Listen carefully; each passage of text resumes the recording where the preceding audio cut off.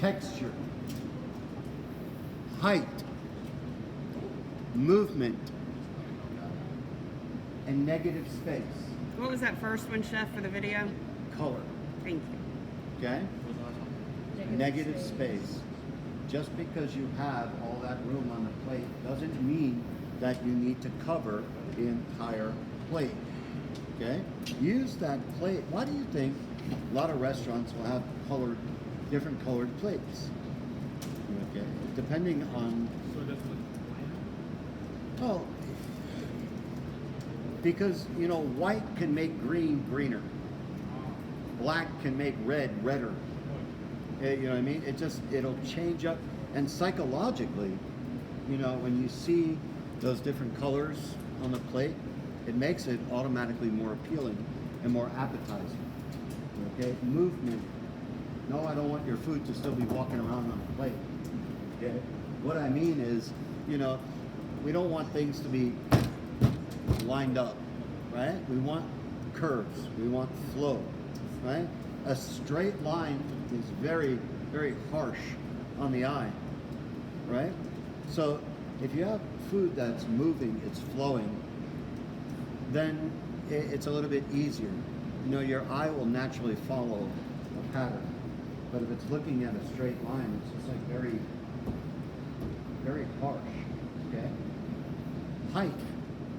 No, I don't want the waiter to be walking out of the kitchen like they're playing Jenga with your entrees, right? So they move it, they're like, oh, right?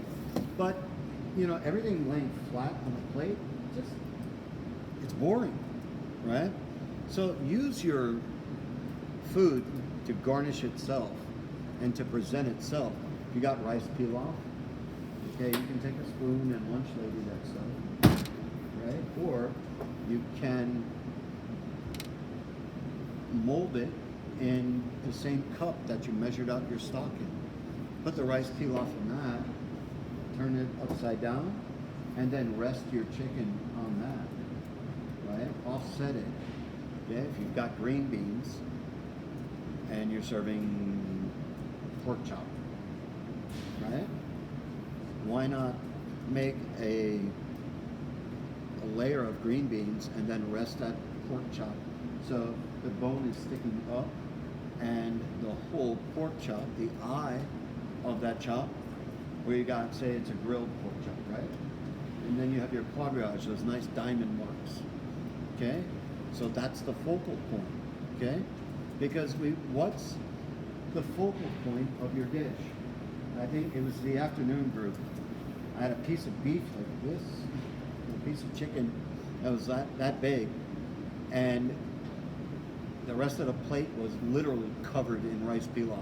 There was a mound of rice, and I said, so what are you serving? Beef with rice or rice with, you know, garnished with beef? You know what I mean? So when you're thinking about what you're serving, right, what's your focal point? And your focal point is going to be the main component of your dish, right? So if it's a grilled salmon with a coconut curry basmati rice and roasted asparagus, okay?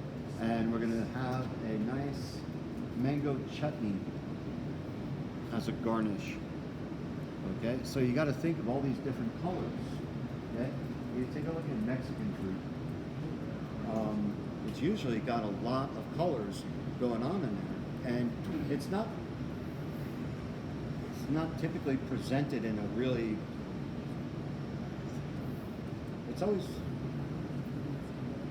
appetizing, but it's not always artistically presented, right? It doesn't lend itself to arranging it in a more artistic manner. That's not to say that Mexican food can't be, but typically it's going to be a more rustic kind of presentation. Same thing with Italian food, right? But your colors, using the colors. Okay, fried chicken, brown gravy, French fries, and fried okra. You got brown, brown, brown, and brown. Okay, where's the separation, right? Where's the, you know, so fried chicken tenders, okay, with maybe mashed red bliss potatoes, right? And instead of a brown gravy, let's make a black pepper gravy, cream gravy, okay? Instead of fried okra, why not, oh, it's nasty. Why not some kind of green vegetable, right? So again, using colors to accent the other foods on your plate, okay? So height, movement, okay? Let the food flow, okay? Colors, okay? Textures, okay? And that's another big thing that we have to think about too, okay? Beef stew over rice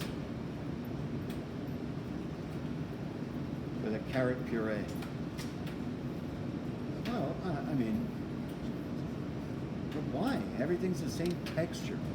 You know what I mean? So think about, we've talked about this with flavors, okay? Flavor delivery, right? Sweet, salty, spicy, bitter, savory, right? What about crunchy and smooth and grainy and, you know what I mean? Those can make a big difference too, right? Think about mashed potatoes. Who likes them lumpy? Who likes lumpy mashed potatoes? I'm not even a little bit surprised. Okay, if there's a lump in a mashed potato, I'm done. I am done. Nope. They've got to be smooth. They've got to be smooth, right? Marinara sauce, tomato sauce, spaghetti sauce, right? Who likes it chunky?